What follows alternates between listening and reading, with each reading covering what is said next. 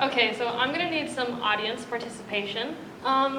So out of all the plants in the entire world, the ones that we eat, the ones that we don't eat, what percentage of those plants do you think depend on pollinators?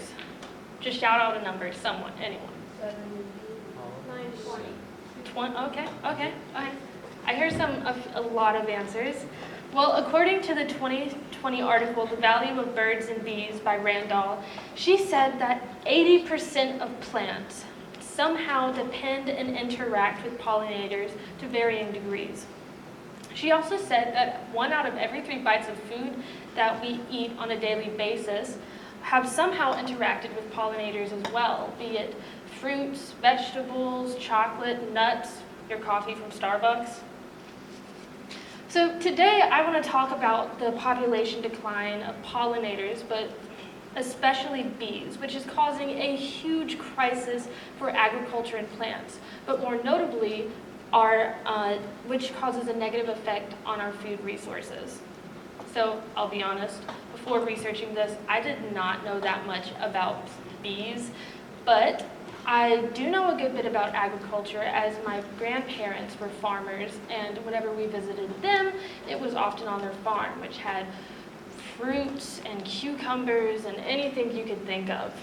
I'm also a bio major, and I hope to one day have my career focus on health and food. So today I want to focus on the problems from the decline of bee populations, why there is such a decrease, and then are there ways to counteract the decrease? Okay, so I'm sure everyone here has heard about bees and their populations declining, but to be honest, I did not know why or how it was an issue until this project. Gemma Bush said in her article, How You Can Keep Bees from Becoming Endangered, which was published in 2020, she said that farmers used to see 10 to 15% of a colony declines after winter, but then since 2006, that number has jumped up to 30%. That was in 2006. Imagine what that number would be now in 2024. Economically, we depend on bees a crazy amount. Honeybees alone save the U.S. agriculture business almost $20 billion every year just on honeybee services. Not only do they pollinate, but they also increase the nutritional value and the quality of the food that we eat every day, guys. According to Patel and others in their 2020 article, why bees are critical for achieving sustainable development. So with the decline of bees, not only will there be a declining of availability of food, but also a decline in the quality and the nutrition of the food that we're eating. So hopefully I've made it a little bit more clear about why bees are important, but why is there a decrease? Well, according to Fiera and others in their 2015 article, hang in with me, Responses of Bees to Habitat Loss in Fragmented Landscapes of Brazilian Atlantic Rainforests, they said that the most noted reason was habitat loss. So a little background information is that bees nest in trees, either up high or below in burrows, underground, wherever really they can find. But whenever deforestation occurs, that means that they can't place nest in trees or below because everything is usually leveled. But okay, let's just pretend that they are able to make a nest.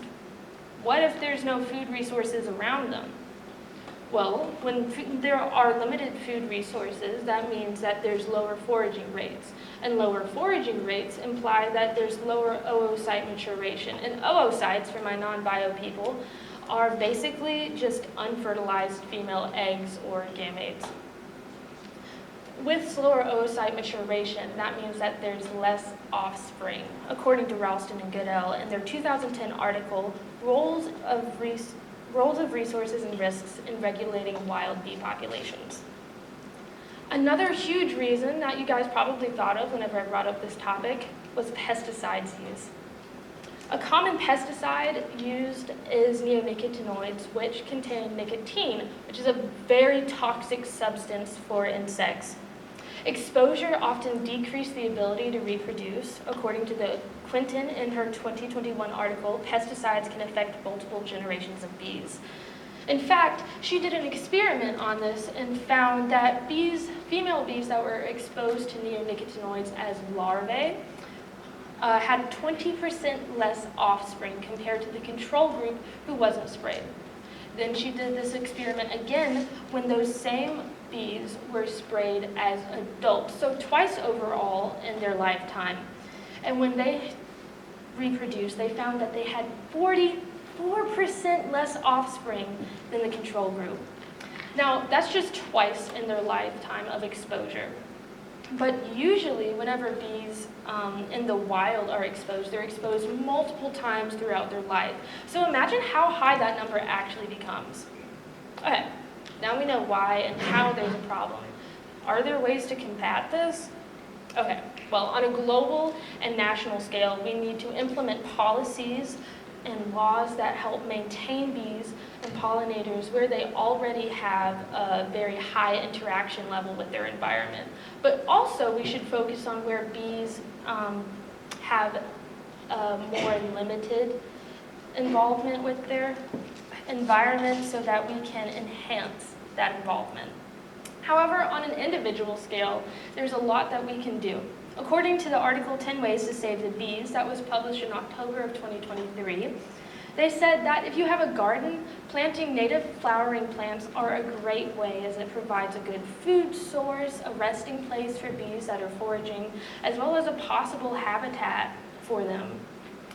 And also in your garden, you can research ways not to use pesticides, but instead use more natural, organic ways, such as using certain plants to combat certain pests. But what about most of us in here? You guys probably live in an apartment like me.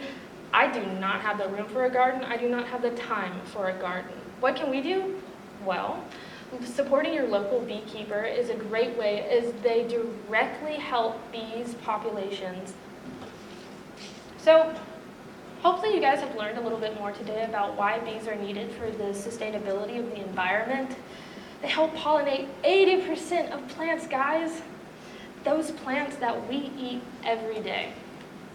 Through the use of fatal pesticides and habitat loss is only increasing the rate at which pollinators are having their substantial decline. But there are ways that we can reduce the negative impacts of our fuzzy little small friends. We can plant native flowering plants and support our local beekeepers so that the population decline of bees comes to a stop. I don't know about you guys, but I would like to keep eating and I would love to keep drinking my Starbucks caramel macchiato. Thank you so much.